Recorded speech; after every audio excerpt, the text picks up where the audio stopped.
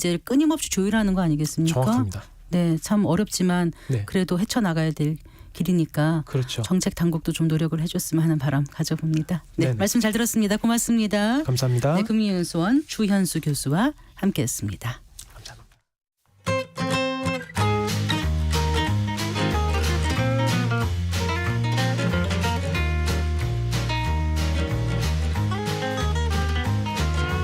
경제 맛집 투자 핫플. 지금은 돈 벌기 딱 좋은 시간. KBS 1라디오 경제쇼. 네, 이번 한 주 주식시장을 달굴 주요 이슈와 일정 살펴보고 현명한 투자 전략도 짚어보겠습니다. 이베스트 투자증권의 염승환 이사 스튜디오에 모셨습니다. 반갑습니다. 네, 안녕하세요. 안녕하세요. 그 삼성전자 갤럭시의 그 제품 공개가 내년 1월로 당겨진다는 거죠? 네, 맞습니다. 원래는 보통 2월이나 3월에 하는데 점점 주기가 지금 당겨지고 있거든요. 이제 그만큼 삼성전자 고심이 큰 것 같아요. 이게 잘 팔리면 조바심이 날 것 네. 같아요. 네. 이게 내년 일단 날짜는 완전 확정은 아니고요. 이제 기사 내용에 의하면 네. 1월 17일 날. 근데 보통 2월에 하는데 1월이면 굉장히 빠른 편이거든요. 네네. 그래서 1월 17일 그 갤럭시 S24를 24를 경쟁사 그 애플의 앞마당이 있습니다. 그 미국 캘리포니아주 샌호제이에서 여기가 이제 애플 그 본사가 있는 지역인데 여기서 이제 어떻게 보면 좀 애플과 또 한번 경쟁을 해보겠다라는 그런 신호탄으로 여기서 좀 이제 공개를 하는 것 같은데 아무튼 네. 이제 뭐 이 1월 달에 좀 공개를 하다 보니까 어쨌든 주식시장에서는 이제 얼마 안 남았잖아요. 기간이. 그래서 그렇죠. 좀, 1월 17일이면 뭐 2달도 안 남은 거잖아요. 그래서 이제 빨리 좀 이런 것들이 좀 노출이 되다 보니까 시장에서는 또 막 어느 게 수혜주냐 막 이런 걸 또 찾기에 또 이제 골몰하는 그런 모습들도 나오고 있는데 어쨌든 삼성전자가 어쨌든 이제 이번에 이렇게 공개를 좀 빨리 했던 배경은 첫 번째는 아까 말씀드린 대로 워낙 삼성 갤럭시 폰이 애플에 비하면 스마트폰 그러니까 그 비싼 고가폰 있잖아요. 여기선 좀 경쟁이 밀리다 보니까 좀 먼저 좀 출시를 또 해서 선점 효과를 노리겠다라는 게 좀 큰 것 같고 네. 이번에 근데 좀 여러분들이 주목하실 거는 제가 봤을 때는 두 가지거든요. 뭐요? 뭐냐면 그 우리 요즘에 그 생성형 AI라고 뭐 챗 GPT나 PC에서 많이들 사용하고 계시잖아요. 그게 이제 인터넷 연결해 가지고 클라우드를 통해서 우리가 하는 거거든요. 그러니까 네. 인터넷 연결이 안 돼 있으면 쓸 수가 없어요. 근데 이번에 삼성이 탑재되는 기능 중에 하나가 AI 기능을 여기에 넣는다고 합니다. 스마트폰에. 그럼 어떻게 달라지는 근데 거죠? 통신이 연결이 안 돼도 그냥 AI 기능이 들어가 있는 거예요. 그래서 예를 들면 이번에 공개한 걸 저번에 한번 보니까 네. 가우스라고 하는데 그 가우스 모델이 들어가게 되면 그 실시간으로 통역을 해주는. 그럼 내가 만약에 상대방하고 이제 대화를 하는데 네. 내가 영어를 모르는데 저쪽은 영어를 하는 상대방이 놓치면 실시간으로 통역을 해주는 그런 기능들이 들어간다고 합니다. 동시 통역사가 되는 동시 거예요? 통역사가 되는. 근데 그거를 이제 인터넷망 연결 없이도 할 수 있게 한다고 하니까 물론 이제 인터넷망 연결이 없으면 기능이 좀 제한될 수도 있지만 이제 어떻게 보면 좀 이 스마트폰의 기능 중에 중요한 AI 기능이 이제 처음 들어가는 또 폰이 될 수도 있어서 한번 이제 어떻게 나올지는 좀 주목해 그러니까 보시면. 영어만 된다는 거예요? 아니면 예를 들어서 말씀하신 예를 든 거예요? 거죠. 아, 예를 들어서. 다양한 이제 언어로. 네. 뭐 근데 그게 AI가 뭐 이 번역만 해주는 건 아니니까 이제 다양한 기능들이 들어가는데 공개된 거는 이제 약간 그 통역. 네. 이쪽이 좀 들어가 있고 아, 영어 공부 안 해도 네. 되나 싶어가지고. 그래서 아마 그런 시대가 오지 않을까 저도 그렇게 보고 있고 네. 그다음 두 번째가 이 삼성전자가 만드는 그 스마트폰에는 반도체가 들어갈 거 아니에요. 이제 연산을 하는 그 이제 비메모리 반도체인데 이걸 이제 미국의 퀄컴 반도체 걸 많이 썼어요 그동안. 네. 근데 이번에 물론 퀄컴 칩도 쓰지만 삼성이 자체적으로 만드는 칩도 이번에 탑재를 할 거라고 합니다. 그래서 엑시노스라는 이제 이름으로 아마 탑재가 될 것 같은데 2년 전에 네. 삼성이 자체 칩을 만드는 걸 탑재를 했는데 당시에 난리가 났었습니다. 이 게임을 하는데 뜨거워져가지고 핸드폰이. 왜냐하면 이제 발열 기능에 좀 약간 문제가 있었던 것 같더라고요. 네, 그래서 네. 그때 한번 이제 굉장히 큰 삼성전자가 좀 상처를 입었죠. 근데 이제 2년 만에 절치부심을 해서 또 자체 칩을 만들어서 탑재를 한다고 하는데 여기서 이제 우리가 주목할 거는 이런 게 나오는 건 좋은데 과연 1월 17일 날 이게 발표가 됐을 때 완성도 있는 제품이 나올지 많은 분들이 좀 그걸 걱정을 좀 하세요. 하는 건 좋은데 네. 제대로 만들어서 나와야 된다. 이게 좀 관건인 것 같아요. 그래서 1월 17일 날 나오는 이 두 가지 포인트랑 완성도 있게 제품이 나오는지 요거를 특히 삼성전자 이제 그 주주분들도 좀 네. 계속 주목을 하셔야 될 것 같습니다. 그래서 그 1월 17일에 그 언팩이라고 하더라고요. 네, 공개를 맞습니다. 하면 며칠 후에 보통 살 수 있는 거, 2주 정도 뒤면 보통 살 수 있는 1주나 건가요? 2주 정도의 이제 예약 아. 기간 거치고 나서, 그러니까 이제 1월 말 정도부터는 아마 구매가 가능하지 않을까. 근데 그때부터 아마 이제 예약 판매 들어가서 이제 본격 출시는 아마 2월달 되지 않을까 이렇게 전망을 자, 하고 그러면 있습니다. 삼성전자 주가는 어떻게 될 것인가? 많은 분들이 삼성전자에 네. 관심을 갖고 계시니까. 네, 물론 이제 삼성전자 주가는 이 스마트폰보다 반도체가 더 중요하긴 하죠. 네. 비중이 월당 크니까. 근데 갤럭시에서 많은 기대를 그동안 못했는데 그래도 이런 기능이 들어가니까 좀 스마트폰 쪽에서도 좋을 것 같고, 그 다음에 반도체가 요즘에 그 굉장히 좀 주가 흐름들이 좋은 게, 지금 이제 AI 시대가 자꾸 온다고 하잖아요. 근데 AI를 하기 위해서는 반도체가 반드시 필요하고, 그리고 그 반도체에서 메모리 반도체의 역할도 상당히 지금 중요해지고 있기 때문에 네. 삼성전자 그 중요한 역할을 계속 좀 도맡아 하지 않을까. 물론 이제 경쟁사 하이닉스에 조금 밀리는 감은 요즘에 좀 있긴 하지만 삼성전자 반격이 내년부터 또 시작이 된다고 하니까 네. 내년을 본다면 저는 뭐 괜찮지 않을까 개인적으로 그렇게 보고 있고, 또 무엇보다 중요한 게 수출 데이터인데 네. 수출 데이터가 14개월 만에 이제 드디어 처음으로 좀 11월 달 들어서 조금 플러스 전환하는 반도체가 역성장을 했거든요. 이 부분도 일단은 좀 내년도 전망을 좀 밝게 하는 요인이 아닌가. 제가 이사님께 네. 이런 거 좀 여쭤볼게요. 네네. 이제 나 삼성전자 샀어 막 이러면서 네. 얼마에 샀어, 얼마를 오르길 기대해 이렇게 말을 하면서도 네. 메모리인지 비메모리인지 아, 그걸 잘 모르시네. 전혀 모르시고 하는 분들이 네. 의외로 계세요. 네. 그래서 반도체 하면 크게 어떻게 나뉘는지 아, 뭐 이런 그것만 거 좀, 네, 예, 좀 그것만 좀 설명해 간단히 주시면 도움이 네. 많이 될 것 같거든요. 그러니까 이제 그 흔히 그 우리 뇌를 한번 보면 네. 뇌를 그냥 제가 두 개로 나눴다고 한번 생각해 보세요. 네. 이제 우리 뇌가 뭐냐면 한쪽은 연산을 하죠. 계산한다 그러죠. 네, 네. 뭐 생각도 하고 그런 것들을 비메모리라 그래요. 그러니까 여기는 그러니까 메모리는 기억이에요, 기억. 네. 그러니까 우리가 뭘 기억했다가 생각해내는 거, 그건 메모리가 담당하는 거고, 갑자기 이제 그 우리가 어떤 시험장에 들어가서 문제를 푼다, 수학 문제, 그건 뭐죠? 연산한다 그러죠. 네. 그건 비메모리가 하는 겁니다. 그래서 비메모리는 한마디로 이제 생각을 담당하고 연산, 뭐 추론 이런 걸 담당하는 거고, 그 옆에서 근데 우리가 시험 문제 풀려면 한번 생각을 해보세요. 기억도 해야죠. 그러니까 우리가 시험장에 들어갔어요. 수능 네. 시험을 봐요. 근데 아무것도 기억이 안 나요. 그러면 연산 자체가 안 되겠죠. 그렇죠. 근데 그 기억을 빨리빨리 해준다. 옆에서 누가. 그러니까 내 머릿속에서 기억이 순간순간 단기 기억이 빨리 이렇게 되면 문제를 빨리 풀겠죠. 그렇죠. 이게 빨리.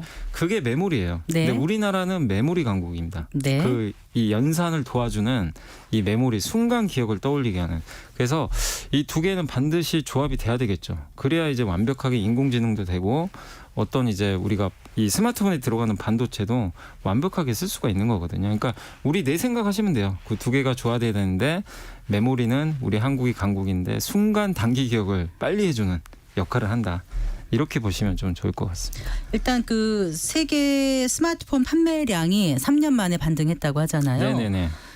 그러면 이제 스마트폰 시장에도 좀 뭔가 훈풍이 불어온다라고 봐야 될까요? 어떻습니까? 예, 우리나라는 사실 스마트폰이 굉장히 중요한 게 거기 들어가는 부품을 많이 납품을 해요. 전 세계 뭐 중국에도 납품을 하고 반도체도 스마트폰에 들어가잖아요. 근데 이게 안 팔리면 당연히 우리나라 경기도 안 좋아지겠죠. 근데 그래서 상당히 중요한 지표인데 이게 3년 만에 드디어 좀 반등을 했는데요. 2021년 6월 이후로 월간 데이터가 매월마다 이렇게 역성장을 했거든요. 마이너스 난 거죠. 그러니까 판매가 준 거예요. 근데 이게 드디어 돌아섰고, 근데 사실 스마트폰이 이렇게 좀 안 좋아진 배경이 코로나19 확산 이전에는 연간 22억 대 정도 팔린 제품인데 올해가 11억 대입니다. 그러니까 반토막 난 거예요. 절반이네요. 근데 이게 왜 그러냐면은 교체 주기가 길어져 버렸어요. 뭐냐면 이게 너무 이 스마트폰을 또 잘 만들다 보니까 이게 3, 4년 써도요. 쓸 수가 있어요. 쓰려면 쓰겠더라고요. 네, 예전에 2년에 한 번씩 교체를 했잖아요. 그러니까 이제 너무 성능이 좋아졌고, 그리고 요즘에 나오는 스마트폰 이게 신제품 보시면 그렇게 차이가? 예, 맞아요. 카메라 외에는 이게 뭔가 느끼지 못하니까, 그러니까 사람들이 또 요즘에 금리도 높고 하니까 그럴 거면 그냥 성능 좋은 중고폰 사자. 약간 이렇게 돌아가니까 교체 주기가 2년이 아니라요. 요즘에는 좀 늘어났어요. 3년에서 4년까지. 네. 그러니까 이제 방금 말씀드린 대로 스마트폰 신판매가 반토막이 나는 거죠. 그래서 이런 부분들이 스마트폰 이제 교체 주기가 바뀌었기 때문에 결국 우리나라 IT 기업들한테는 사실 좋은 게 아니죠. 그만큼 많이 팔아야 좋은데 근데 다행히 드디어 이번에 정말 오랜만에 역성장을 좀 탈출을 했고 특히 제일 중요한 나라가 중국인데 중국의 9월달 스마트폰 출하량이 무려 전년 동월 대비해서 60%나 증가를 했다고 합니다. 그러니까 정말 그렇군요. 오랜만에 이게 중국도 돌아서고 있어서 네. 일단 이런 부분들은 한국의 IT 부품 업체들한테는 상당히 좋은 희소식이다라고 좀 말씀을 드리겠습니다. 네. 반도체 대체 업종에 주목하라는 제언들이 적지 않던데 그러면 스마트폰 관련주가 대안이 될 수 있을까요? 근데 이게 반도체랑 같이 다 연결돼 있어요. 반도체도 스마트폰에 들어가고 그 안에 들어가는 부품들이 뭐 있죠? 카메라도 있고요. 그 디스플레이 있죠. 네. 요즘에는 뭐 LCD 말고 OLED라 그래서 네. 그 이제 화질이 더 좋은 그런 것들이 많이 들어가는데 디스플레이도 좋아지고 거기 들어가는 뭐 MLCC라는 이제 전류를 컨트롤해주는 부품들. MLCC요? 네, 그게 이제 전류를 좀 담고 있는 그래서 그 이 그러니까 전류를 좀 잘 컨트롤을 해줘야 되거든요. 이 스마트폰 기기에도 얼마나 많은 전류들이 들어가 있을 거 아닙니까? 그래서 그런 것들을 담당해주는 한마디로 댐 역할을 하는 거예요. 전류를 풀었다. 조였다 하는 건데 그 MLCC도 만드는 기업들이 한국의 대표적인 기업들이 많이 있거든요. 그래서 네. 한국의 IT 부품사들 좀 한번 눈여겨보실 필요는 좀 있는 것 같습니다. 알겠습니다.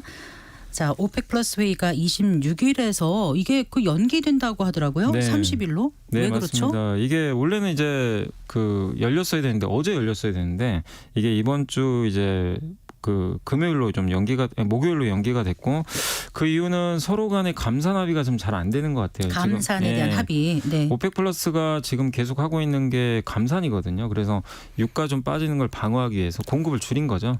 네, 그렇게 했는데 지금 사우디 입장에서는 감산을 계속 자기가 주도하고 있는데 주변국들이 말을 좀 잘 안 듣는 것 같아요. 특히 산유국 설득에 애를 먹고 있군요. 러시아는 요즘에 보니까 오히려 공급을 막 늘리고 있고 야 너 왜 늘리냐 이거예요. 그러니까 사우디는 불편한 거고 그리고 북아프리카의 나이지리아하고 그 앙골라 같은 데가 산유국인데 여기도 네. 오펙 플러스에 들어가 있는데 여기는 불만입니다. 왜냐하면 그동안 생산도 제대로 못했거든요. 좀 경제 상황이 안 좋아서.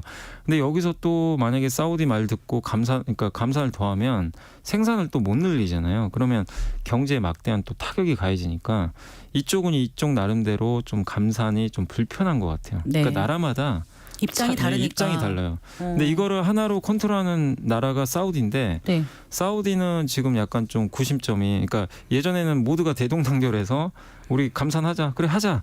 이거에 통일이 됐는데 이제 한 1, 2년 지나다 보니까 좀 불협화음이 생기는 것 같아요. 그런데 뭐 네. 며칠 뒤로 미룬다고 다 갑자기 합의할 것 같지는 근데 않은데. 일단은 그렇게 어떤가요? 미뤘다는 거는 합의가 안 됐다는 얘기고. 그러니까요. 네. 근데 이제 그 안에 사우디 주도하에 조금이라도 조정이. 뭔가를 좀 그러니까 100%는 아니더라도 뭔가 좀 조정은 나오지 않겠냐. 그래서 그만큼 지금 감산하기가 좀 예전처럼 쉽진 않아졌다. 그렇다면 유가는 어떻게 될 거라고 전망하세요? 그래서 유가가 좀 많이 빠지고 있어요. 최근에 이제 또 올랐다가 다시 지금 이 뉴스 나오면서 주가가 빠지고 있는데 유가는 어쨌든 지금 최근에 공급이 좀 늘어난 데다가 수요는 좀 부진하고 그러면서 좀 최근에 좀 빠지고 있는데 고강도 감산이 아니고선 유가가 다시 오르기는 그러니까 급등하기는 현실적으로는 좀 쉽지 않다라는 그런 의견들이 좀 있는데 다만 변수 중에 하나는 요즘에 중국이 좀 부동산 부양한다는 얘기가 좀 있어요. 그래서 얼마 전에 중국의 금융감독원이 50개 부동산 개발업체들 리스트 작성해가지고 네. 대출 대출 혜택 주겠다. 그러니까 오. 중국의 제일 아픈 고리가 부동산이잖아요. 지금 그렇죠.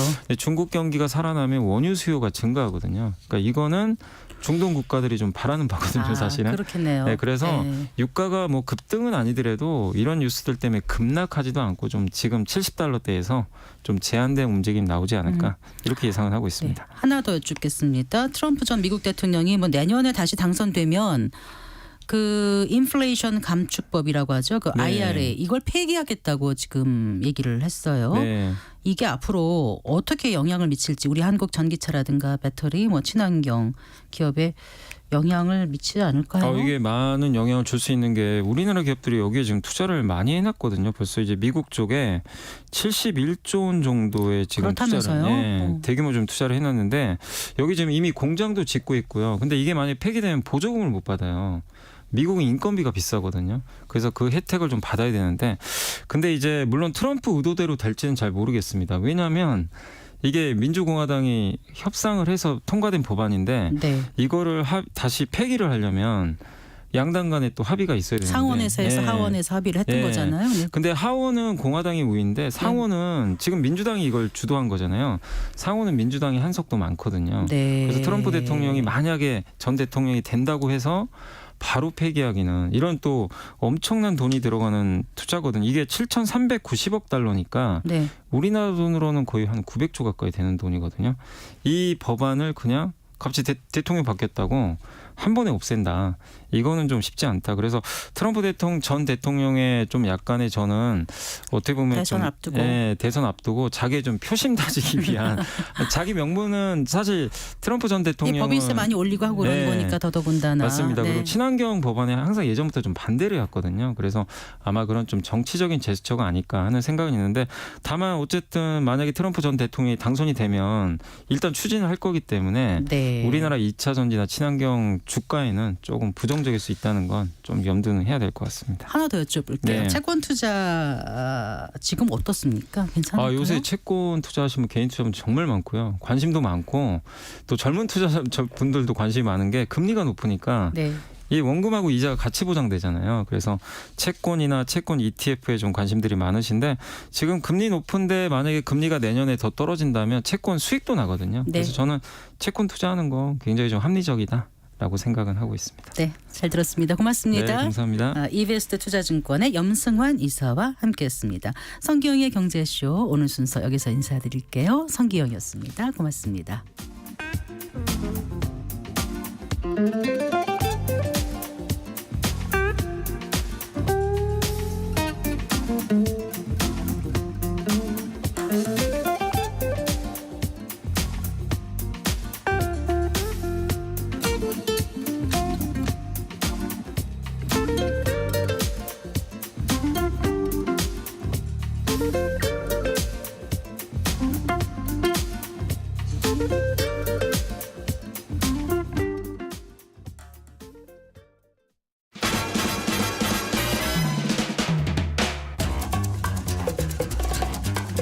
Okay, 3, 2, 1, let's jam. KBS 1라디오 시사본부의 배종찬입니다. KBS와 남다른 인연이 새록새록 생각이 나는데요. KBS 라디오를 들으면서 접했던 많은 소식들이 저를 살찌게 해주었고 어느덧 정말 살이 쪄버렸네요. 근데 이게 1분 가지고는 하고 싶은 이야기를 다 못하겠는데요.